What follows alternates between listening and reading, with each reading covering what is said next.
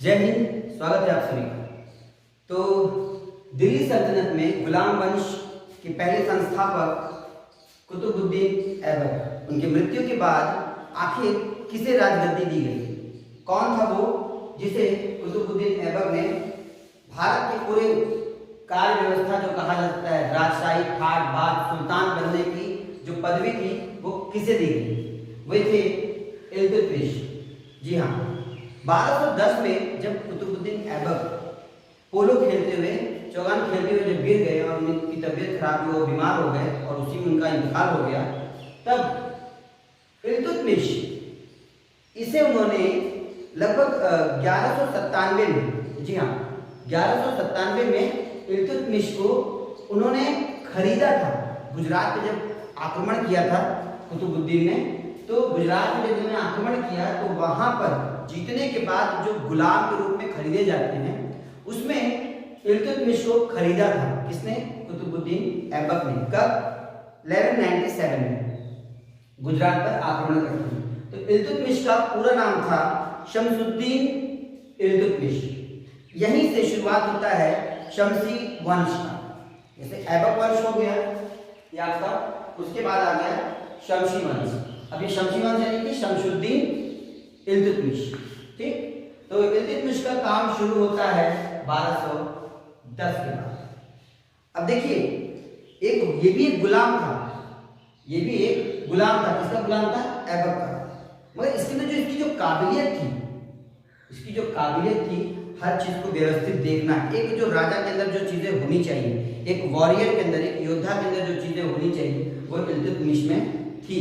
और उसी चीज को देखते हुए ऐबक ने इसे क्या बना दिया था? सामंत। एक अपने क्षेत्र का इसे उन्होंने, ये उनकी काबिलियत देखते हुए इसे सामंत बनाया था उन्होंने। मगर यही बात खत्म नहीं होती, यही बात खत्म नहीं होती। इतनी क्वालिटीज देखते हुए ऐबक को लगा क्यों न मैं इसे अपना दामाद बना लूं। और कुतुबुद्दीन ऐबक ने अपनी बेटी का निकाह, विवाह, मैरिज इल्तुतमिश के साथ किया और इस हिसाब से ये कुतुबुद्दीन ऐबक के दामाद थे। अब दामाद होने के बाद भाई स्वाभाविक सी बात है कि अब कुतुबुद्दीन ऐबक के पास और कोई चारा नहीं था। तो इल्तुतमिश कुतुबुद्दीन ऐबक के दामाद बने और 1210 में ये सुल्तान के रूप में दिल्ली में अपनी सल्तनत चलाने के लिए तैयार हुए। तो 1210 में इतना आसान नहीं था क्योंकि एक गुलाम सुल्तान के पद से जा रहा था। तो स्वाभाविक सी बात है बाकी के अंदर भी ये बात आएगी कि मैं क्यों ना सुल्तान बन जाऊं। तो कहीं ना कहीं बहुत ज्यादा विरोध झेलना पड़ा इल्तुतमिश को। मगर इल्तुतमिश में यही सबसे अच्छी चीज थी कि उसने जितने दिमागदार लोग थे जो अपने आप को ये समझ रहे थे कि हम सुल्तान बन सकते, उन सबको दरकिनार करते हुए, उन सबको मारते काटते, उसने खुद की अपनी एक सरदारों की टुकड़ी बनाई, एक संगठन बनाया जिसमें 40 लोग थे। 40 लोगों का इन लोगों ने क्या बनाया? एक संगठन जिसको चरगान कहा करते थे। तो इल्तुतमिश ने सबसे पहला काम किया 40 सरदारों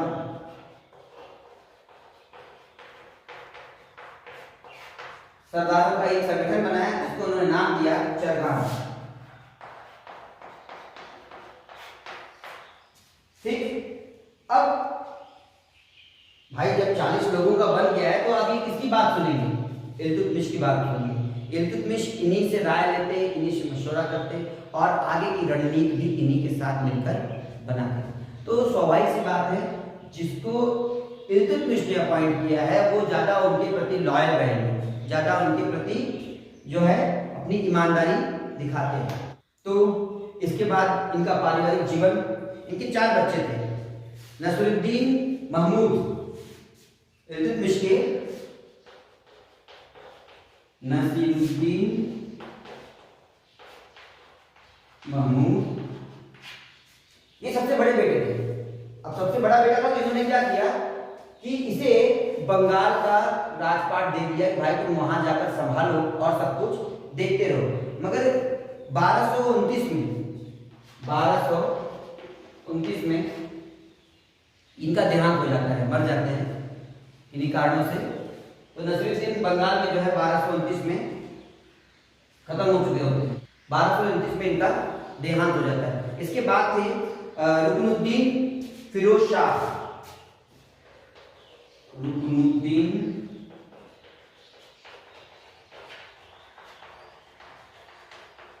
फिरोज शाह, रजिया सुल्तान, और एक थे इनके उनका नाम था मुइजुद्दीन, उनका नाम था मुइजुद्दीन बहराम।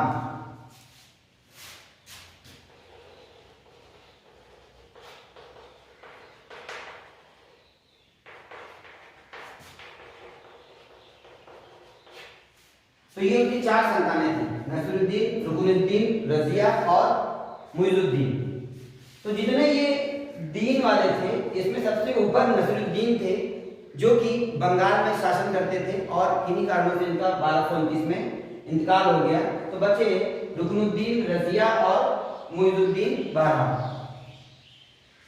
अगर ये कहा जाए कि गुलाम वंश या दिल्ली सल्तनत को सबसे पहला कौन शासक था जिसने सुदृढ़ किया, जिसने मजबूर किया, जिसने हर जगह से सल्तनत को बचाने की पूरी कोशिश की, तो वो थे इल्तुतमिश। क्यों? क्योंकि इल्तुतमिश जैसे ऐबक का देहांत होता है, उसके बाद मंगोल का जो सबसे बड़ा आतताई कह लीजिए, आक्रांता कह लीजिए, टेररिस्ट कह लीजिए आज की भाषा में, तो वो थे चंगेज खान। मंगोल के तरफ से आने वाले मंगोलियों से जो लगातार अपनी सीमा की सुरक्षा करने का कहीं ना कहीं पूरा का पूरा दारोमदार इल्तुतमिश पे था। प्लस अपने भीतर, अपने देश के अंदर ही तमाम ऐसे लोग थे जो लगातार फन उठा रहे थे कि हम शासन करेंगे, हम सल्तनत में के सुल्तान बनेंगे। तो इन तमाम चीज़ों से लड़ने के लिए इन्होंने क्या किया? सबसे पहला काम कि 40 सरदारों का चरगान बनाया, अच्छे से उस पर निर्णय लिया गया, सोच समझ के इन्होंने कदम उठाए, और कदम भी ऐसे कि हर कोई खुश रहे। इल्तुतमिश सबसे पहला तुर्क शासक रहा है जिसने सिक्के चलाए, और सिक्के भी कौन से? चांदी के और तांबे के। चांदी और तांबे के सिक्के चलाए। तो जो चांदी के सिक्के थे, उसको कहा गया टका, और जो तांबे के थे उन्हें कहा गया जीतल। ठीक है? तो तांबे के और चांदी के सिक्के सबसे पहले किसने चलाया? दिल्ली सल्तनत में अगर बात किया जाए तो हम कहेंगे सीधे इल्तुतमिश, जिसमें चांदी को टका और तांबे को जीतल कहा जाता है। ठीक है? इसके अलावा जैसे आज आप देखेंगे कि जब हम नोट लेते हैं तो नोट के ऊपर लिखा रहता है कि प्रिंट किसने किया, रिजर्व बैंक ऑफ इंडिया, वो सीधे उसका नाम लिखा रहता है। उसी तरीके से इन्होंने भी इस प्रथा को सबसे पहले शुरू की। ये परंपरा लिखने का, टकसाल लिखने का काम जो है, जहाँ पे छपते हैं, जहाँ पे ये सब चांदी के और तांबे के जो सिक्के बनते थे, उसकी जगह को टकसाल कहते हैं, और उन टकसालों के नाम लिखे जाते थे। टकसाल कहाँ का है, किस जगह का है, ये चीज़ लिखा जाता है। तो इल्तुतमिश के बारे में ये हुआ। आगे बढ़ते हैं हम लोग। ठीक है? इसके आगे बढ़ते हैं। इल्तुतमिश सबसे पहला ऐसा शासक था जिसने आर्थिक संपन्नता समझी। किसकी? दोआब क्षेत्र जी, दोआब क्षेत्र की क्या आर्थिक संपन्नता है, इस चीज को समझने का सबसे पहला काम इल्तुतमिश ने किया, और दोआब की संपन्नता को सबसे ज्यादा प्रभावित करने का काम इल्तुतमिश के शासन में किया गया। मगर कहीं ना कहीं भाई लगातार विस्तारवादी नीति अपनाई गई थी। तो ये जब ये बामियान के अभियान पे गए थे, बामियान ने से अफगानिस्तान की तरफ जो अपना क्षेत्र है उसको कवर करने के लिए जब उसके अभियान पे गए थे, तो वहां वो रास्ते में सफर में बीमार पड़ गए, और 30 अप्रैल 1236 को इनका भी इंतकाल हो गया। अब आप देख सकते हैं 1236-1229, यानी कि बड़ा बेटा नहीं है। दूसरा बेटा कौन है? रुकनुद्दीन फिरोज शाह। तीसरी इनकी बिटिया है रजिया सुल्तान और मुइजुद्दीन बहराम। जब ये अंतिम क्षण पे थे, बीमार पड़े, भाई तुरंत तो मर नहीं जाएंगे, कुछ ना कुछ इलाज चल रहे थे, तो इन्हें सबसे बड़ी समस्या ये थी कि इन्होंने अपने जो साम्राज्य बनाए थे, जो अपनी मेहनत से बनाए थे, क्यों? क्योंकि कोई सरकार चलती कितने साल है? 5 साल, कम से कम 5 साल की सरकार चलती है। मगर यहाँ देखिए कुतुबुद्दीन ऐबक केवल 4 साल चले, मगर इल्तुतमिश लगभग 26 वर्ष है।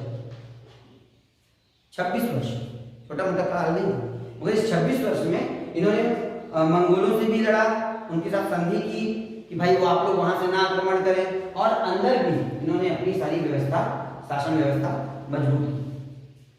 मगर अंतिम समय में इन्हें चिंता हो रही थी अपनी सल्तनत की, अपनी दिल्ली सल्तनत की, क्योंकि दिल्ली इनका राजधानी, और इनकी सल्तनत को आखिर कौन ले जाएगा, क्योंकि इनके लड़के जो थे वो बके निहायत ही निकम्मे थे। निकम्मे क्या मतलब, इन्हें देश दुनिया से कोई मतलब नहीं था। क्या रोज शाम को अनारकली डांस करें, बैठ के देखो, अय्याशी करो, देश दुनिया से कोई मतलब नहीं, आपको अपने सल्तनत से कोई मतलब नहीं, उसके बचाव के लिए कोई रूपरेखा नहीं तैयार कर रहा, आपको किसी प्रकार की जिम्मेदारी नहीं है। तो कहीं ना कहीं इल्तुतमिश को ऐसा लगा कि बेटों में वो काबिलियत नहीं है, इसीलिए उसने अपनी बिटिया रजिया सुल्तान को दिल्ली सल्तनत का सुल्तान बनाया। जी हाँ, सबसे पहला देखिए, ये भी कहीं ना कहीं बता रहा है इल्तुतमिश के बारे में, उसके अंदर निर्णय लेने की क्षमता बहुत ही मजबूत थी। अंतिम समय में भी उसने ऐसा निर्णय लिया जो कि लोगों के लिए एक नजीर बनता है कि यदि काबिलियत है तो आप उसे राजा बनाएं, ना कि ये देखते हुए कि सबसे बड़ा कौन है। रजिया सुल्तान को उसने अपनी बिटिया को सुल्तान बनाया दिल्ली का, और उसके बाद वो कर। तो रजिया सुल्तान भारत की सबसे पहली महिला मुस्लिम शासिका है।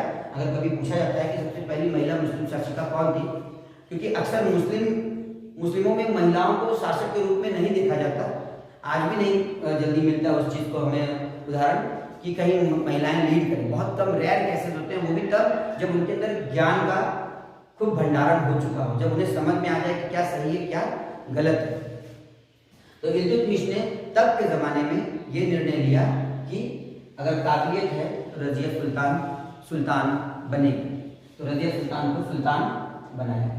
तो आते हैं अब गुलाम वंश में अगले शासक क्या, 1236 के बाद आती है रजिया सुल्तान की 1236। अब जरा सोचिए, जिस सुल्तान ने अपने तमाम लोगों को साइड कर दिया, तमाम सरदारों को हटा दिया, क्यों? क्योंकि वो सब षड्यंत्र रच रहे थे। उसने अपने ईमानदार जिम्मेदार लोगों का एक टीम बनाया जिसको उन्होंने कहा चरगार। खुद सुल्तान होते हुए, पुरुष होते हुए जब इतना समस्या झेल सकता था, तो जरा सोचिए रजिया सुल्तान का क्या हाल हुआ। क्यों? क्योंकि कहीं ना कहीं जो धर्मगुरु थे, जो मौलवी थे, जो दरबारी थे, वे तमाम लोग हमेशा हिदायत देते हैं, मशवरा करते हैं, सुझाव देते हैं, मतलब कहीं ना कहीं आपके काम में दखल अंदाजी करते हैं। और जब दखल अंदाजी ज़्यादा हो जाती है तभी जो है विद्रोह का रूप लेता है, और तभी तमाम षड्यंत्र रचे जाते हैं। तो रजिया सुल्तान भी इस जाल में धीरे धीरे फंसना शुरू हो जाती है। अब उसके सामने क्या क्या समस्या आती है वो देखते हैं।